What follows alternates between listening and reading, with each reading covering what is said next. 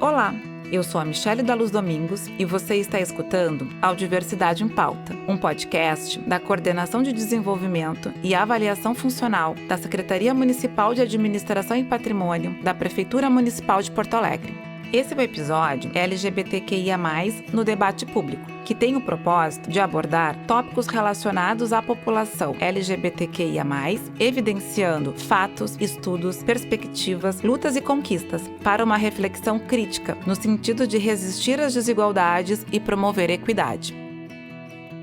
A partir desse momento, a arte educadora da Rede Municipal de Ensino, mestranda em Educação PPGEDU, atua no coletivo Quilombelas, Atinoquê, Projeto Admó, Abraçando a Tinga, Preta Guardiã, Helena Soares Meirelles. Apresenta o tema Reflexões sobre as questões de gênero na educação a partir do olhar da transgeneridade.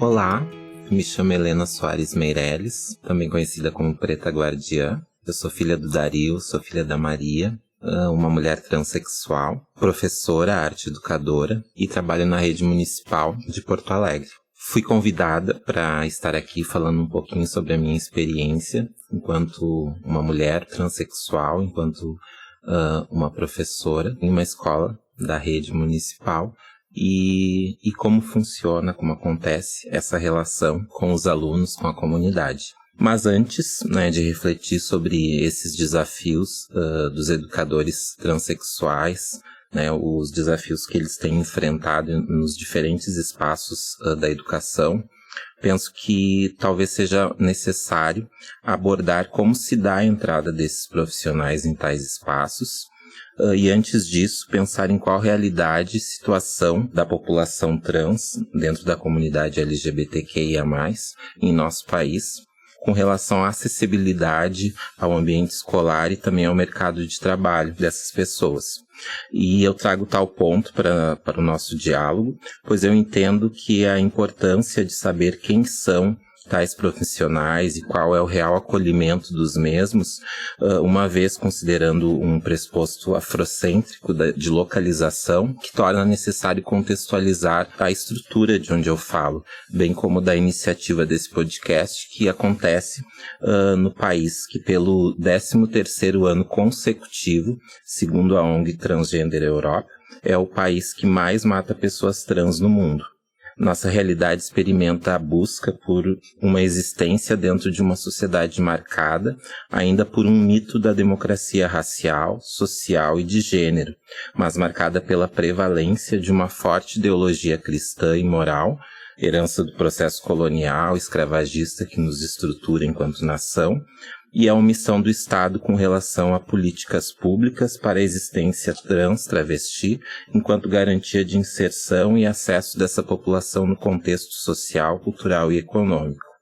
Por isso, acho importante trazer alguns dados, segundo o dossiê de 2022 da ANTRA, Associação Nacional de Mulheres Trans-Travestis, que já há 5 anos faz um mapeamento da situação dessa população no país. Então, em 2021, discursos de ódio contra pessoas trans travestis passaram a ocupar as redes sociais de forma mais incisiva. O próprio Estado, através da mobilização de grupos antitrans, que de alguma forma se sentiam ameaçados pelo avanço e a conquista de direitos por parte dessa população, originando um levante contra a humanização dessas pessoas. A dificuldade na discussão sobre os dados de violência contra as pessoas LGBTQIA+, no país, mesmo sendo a população que enfrenta diversas formas de violência, direta e indireta, institucionais e estruturais, muitas vezes naturalizadas e que seguem enraizadas em nossa cultura. Em termos de porcentagem, 98,8% dos registros dessas violências, segundo o SINAM, o Sistema de Informação de Agravos de Notificação, 98,8% não possuem informação sobre a identidade de gênero das pessoas. E no caso do Disque 100, sequer traz referências sobre as denúncias em relação às pessoas trans. Tal fato aprofunda a vulnerabilidade dessa população à violência, especialmente do subgrupo mais vulnerável constituído por pessoas jovens e negras LGBTQIA+. Nos casos dos assassinatos, muitas vezes esses dados se perdem nos próprios registros da ocorrência, da mesma forma os laudos no IML, que ignora a identidade de gênero das pessoas, se distoante de um padrão sexual binário. Com isso, fica evidente que são os estados, as polícias e órgãos de segurança os responsáveis pela falta de dados e manutenção da subnotificação dos dados de assassinatos de pessoas trans no Brasil. Ainda há uma completa omissão do Estado em relação à violência contra pessoas trans ou aquelas onde a motivação se deu devido à identidade de gênero das vítimas. Um cenário que, por um lado, a gente vê mais casos aparecendo e sendo denunciados, e, por outro, o Estado que ainda ignora essas informações. No ano de 2021, nós tivemos pelo menos 140 assassinatos de pessoas trans, sendo 135 travestis e mulheres transexuais e 5 casos de homens trans e pessoas trans masculinas. Não foram encontradas informações de assassinatos de pessoas não binárias nessa pesquisa. Aqui no Rio Grande do Sul, foram 4 casos desses 140 em relação ao ano de 2017, quando o Rio Grande do Sul teve um caso e ficou em 27º lugar, e em 2021 ele ficou em 12º lugar. Dentre os casos analisados nessa pesquisa da ANTRA, nesse dossiê, nos quais foi possível identificar a identidade racial das vítimas e conferiu-se 81% dessas vítimas que elas eram mulheres trans, travestis, negras, pretas e pardas, de acordo com o Estatuto da Igualdade Racial, explicitando ainda mais os fatores da desigualdade racial nos dados de assassinatos contra pessoas trans.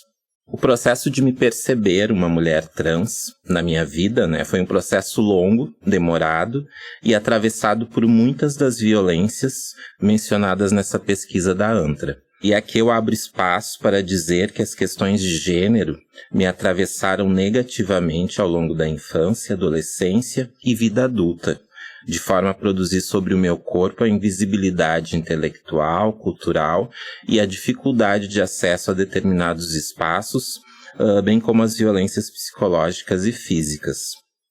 Mas preciso marcar que hoje entendo-me como um corpo preto. A minha pele é o meu cartão de visita, e com isso, me perceber uma mulher trans vem acompanhado de um processo onde, primeiro, eu me entendo nesse mundo que propaga um culto ao auto-ódio a pessoas negras, uma vez que historicamente é alicerçado sobre uma dominação e uma hierarquização através da raça, do gênero e da classe. A sociedade na infância reprimia a minha expressão, reprimia o meu corpo e a mulheridade que ele manifestava no gesto e na fala, também nos desejos. Ao mesmo tempo, classificava esse corpo como dentro de uma caixinha onde ele mesmo não sabia que existia dessa forma. Era um corpo que só queria existir, como todos aqueles outros. E aqui nessa narrativa eu já me localizo dentro desse espaço escolar, pois é nele que vêm as minhas primeiras lembranças de socialização com pessoas que eram diferentes de mim, e onde eram as pessoas que de alguma forma diziam que o meu corpo comportava-se de forma errada, que estava em um lugar onde destoava do que era aceito e visualmente normal dentro daquela perspectiva. Eu acredito que essas sensações desse não lugar, essa produção das invisibilidades, das violências, foram se modificando, aperfeiçoando, foram aumentando e, logicamente, produzindo em mim um modus operandi como reação a essas ações. Por isso, só muito mais tarde, por volta de 26 anos, eu entrei no processo de acessar hormônios, mas ainda sem nenhuma reflexão de que aquele movimento iria me levar ao que eu sou hoje. Foi quando aquela mulheridade lá da infância, que não suportava mais ser reprimida, emergiu como quem dizia, chega, ou eu venho à tona, ou eu te levo para o escuro, para um buraco comigo. Nesse momento, sob um olhar atento da minha mãe, num episódio onde nós assistíamos televisão e ela viu uma mulher trans, uma mulher travesti, e identificou em mim muitas das características delas. Eu me vi obrigada a enxergar essa mulheridade e ir atrás de ajuda médica, o que naquela época se apresentava dentro do Hospital de Clínicas. E aí entrei nesse processo, entendendo que eu precisava dar vazão e dar espaço a tudo aquilo que estava escondido, que estava preso dentro de mim. Lembrando que tudo isso aconteceu dentro da escola, esse mesmo lugar que lá atrás me oprimiu tanto e não permitiu que eu deixasse essa mulheridade falar mais alto. A escola onde hoje eu me autonomeio, também como um princípio afrocêntrico, como a Preta Guardiã, fazendo referência a uma escritora africana chamada Sobon Fusomé, onde no seu livro O Espírito da Intimidade, ela vai falar sobre as relações dentro da comunidade dela, dos Dagara, relações que acontecem através do espírito. E lá no capítulo 13 desse livro, ela vai falar sobre os guardiães, que são aquelas pessoas que ficam literalmente guardando o portal entre o mundo visível e invisível. E esses guardiões, eles têm uma importância muito grande dentro da comunidade, muitas vezes tão grande quanto dos próprios anciões. E lendo sobre esse episódio, esse capítulo, eu me lembro que foi a primeira vez que eu me deparei com uma referência positiva, forte, potente dessa história de pessoas que seriam equivalente à comunidade LGBTQIA+. E desde então eu comecei a me autonomear, dentro dessa ideia desse corpo preto e um corpo guardião. Com relação à minha escolha pela área da educação, sinceramente eu acho que não foi uma escolha. Até um tempo atrás, se alguém me fizesse essa pergunta, eu diria que foi mais uma necessidade advinda desse processo capitalista que me jogou nessa área, na necessidade de fazer um estágio. Imagina só, lá naquela época, 2002, mais ou menos, um corpo preto, pobre, puto e estudante de artes plásticas na Universidade Federal. Onde é que eu ia arrumar um emprego, Então, que apareceu, eu peguei, E além de tudo isso, esse corpo era um sonhador, pois naquela época ainda tinha a pretensão de me tornar um grande estilista. E aí, vem que hoje eu entendo ter sido a minha ancestralidade disfarçada de necessidade financeira que me colocou nesse espaço, ainda com todas as dificuldades e desvalorizações que acontecem, um lugar onde meu olho brilha, que é dentro da sala de aula, repleta de crianças, repleta de herês. E pensando agora, enquanto eu respondo, enquanto eu penso nessa possível escolha, lembro que lá atrás a ideia de ser um estilista me cativava muito pela ideia de transformar a vida das pessoas através das roupas. E de alguma forma, penso que continuo fazendo isso, transformando essas vidas e transformando a minha própria vida nessas relações e vestindo essas crianças e todas essas pessoas que passam por mim dentro da escola, vestindo com uma roupa que eu diria que é uma roupa de apoderamento, de potência e de possibilidade de transformação de vida. O meu ingresso na rede municipal, na SMED, foi em 2011, em abril de 2011. Eu era contratada do Estado, lembro que eu estava na sala de aula, eu recém tinha me descoberto como uma mulher trans e dentro desse espaço, naquela escola onde eu trabalhava, eu resolvi publicizar essa notícia, essa minha constatação e que também eu iria passar por um processo de transição. A escola, naquele momento, para mim, era um ambiente bem hostil, bem difícil, porque mesmo a comunidade tendo me aceito muito antes, quando ela ficou sabendo dessa notícia, as coisas ficaram mais difíceis e eu passei por algumas violências em relação às famílias dos alunos. Não com os alunos, com eles eu sempre tive uma relação bem próxima, inclusive a questão do meu nome nessa época veio muito em função deles. Foram eles que me nomearam Helena dentro da sala de aula, num determinado momento em que eles julgaram que não era mais possível me tratar no masculino, uma vez que visualmente eles não enxergavam mais o professor e sim uma professora. Nesse mesmo período, eu fui até o Clínicas e no Clínicas decidi, queria me utilizar desse nome social que eles me deram, né, de Helena, e a partir dali começo a fazer uso desse nome e chego na SMED com muito medo, né, um medo de se eu iria ser entendida, enfim, se eu iria ser aceita como Helena, porque a questão da documentação ainda tinha um nome no masculino. E aí, para minha surpresa, quando eu cheguei lá, eu fui recebida, né, como a professora que estava chegando no município e pude escolher, junto com uma outra professora que lá estava, a minha escola, o Victor Isler, uma escola que eu tenho muito carinho, porque foi no Victor Isler que, eu acredito que eles nem saibam disso, mas foi lá que nós aprendemos juntos a como conviver, né, com esse corpo que a princípio ele era um corpo muito diferente daqueles que habitavam aquele espaço. Então aprendemos juntos, eu, os professores, os alunos e a comunidade, questões muito práticas do nosso dia a dia, com relação à minha existência na escola.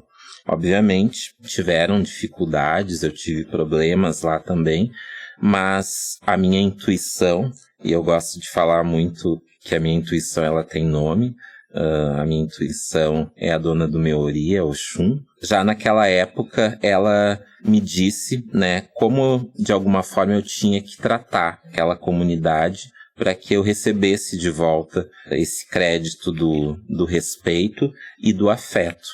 E foi justamente com afeto, com verdade, que eu me apresentei na escola, dando oportunidade para que aquela comunidade descobrisse quem eu era a partir do que elas entendiam, né, do que ela entendia, que era, né, uma mulher trans travesti. E ali a gente foi construindo aquele meu jeito de ser uma mulher trans, uma professora trans, travesti, né? Lembrando que somos diversos, somos diversas, né? E foi uma experiência muito, muito rica, onde ao final do primeiro ano eu já fui convidada para ser paraninfa de várias turmas, e isso me deixou muito feliz. Acabei saindo da escola, muito em função do processo da cirurgia, em 2013, mas é uma escola em que eu tenho muito carinho e muito afeto por essa experiência de que lá eles conheceram a Helena, mas eu também lá descobri muito da Helena com eles. Pensar pluralidade, diversidade, inclusão, equidade e escola como lugar de socialização e construção de um futuro próspero para as nossas crianças é pensar em coletividade no coletivo. E aí me vem a ideia de uma prática Ubuntu, onde eu sou porque nós somos. E transferindo isso lá para o espaço escolar, incide em pensar no respeito às diferenças, mas principalmente na contribuição e importância de cada um, de cada indivíduo, de cada individualidade, cada subjetividade que ocupa aquele espaço de conhecimento e saberes diversos.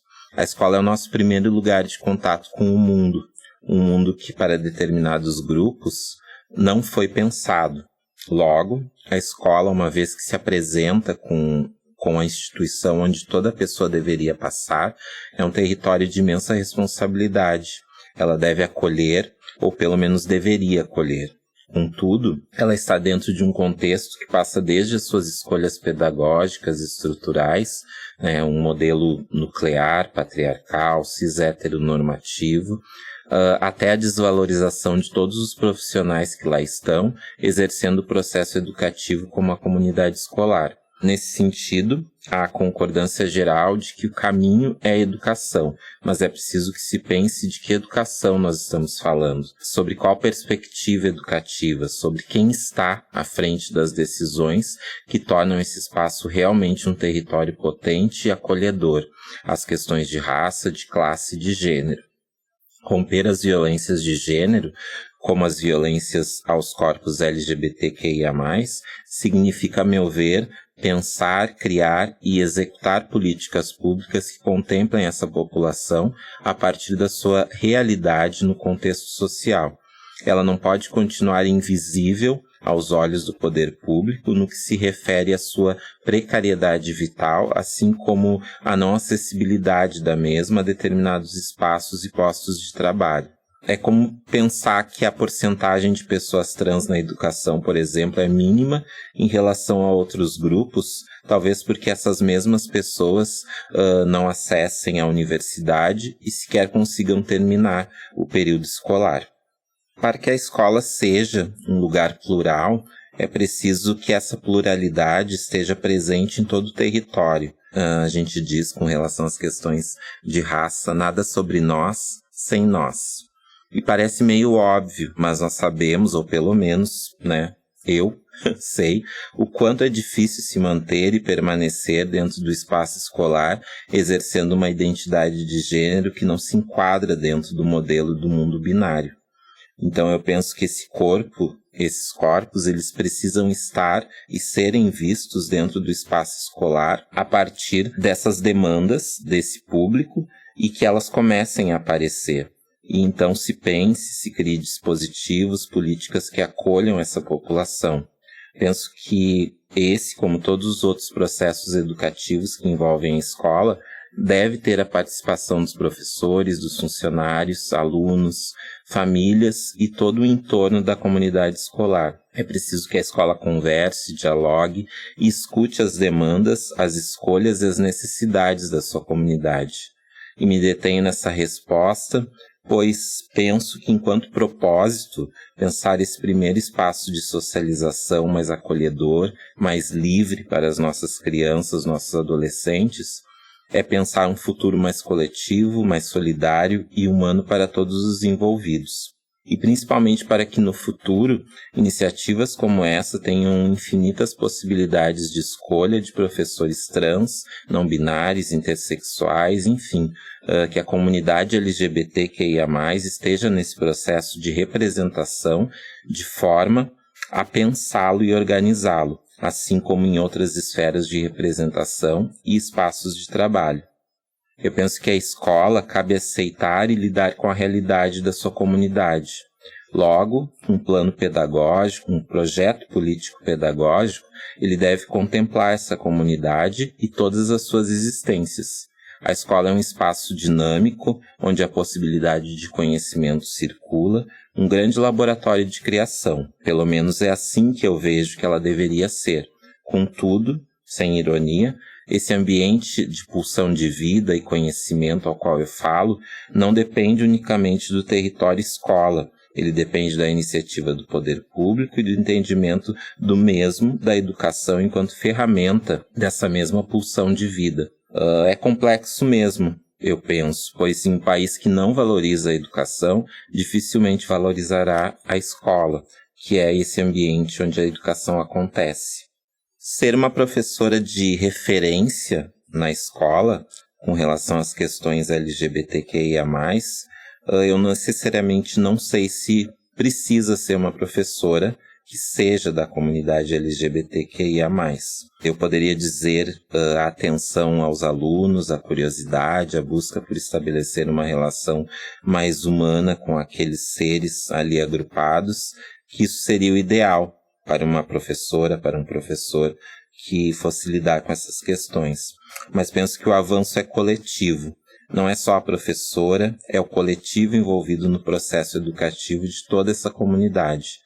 É o compromisso desse coletivo e do poder público que gere essa escola e também deveria fazer e sentir parte dessa construção, dessa grande maternagem coletiva que deveria acontecer no cotidiano escolar. E eu falo em maternagem, pois, como diz um provérbio africano, a educação e o cuidado de uma criança é de responsabilidade de toda a comunidade. Eu quero agradecer a possibilidade de falar um pouquinho sobre a minha história e sobre a minha perspectiva dentro desse espaço, que foi tão importante para a minha vida, até hoje, porque é lá que eu construo essas relações de humanidade, tanto a minha humanidade quanto a humanidade de todas as pessoas que por lá passam e trabalham. Então, muito obrigado. Este programa foi realizado com suporte técnico da Coordenação de Música da Secretaria Municipal de Cultura e Economia Criativa. Obrigada a você, ouvinte, por nos acompanhar até aqui.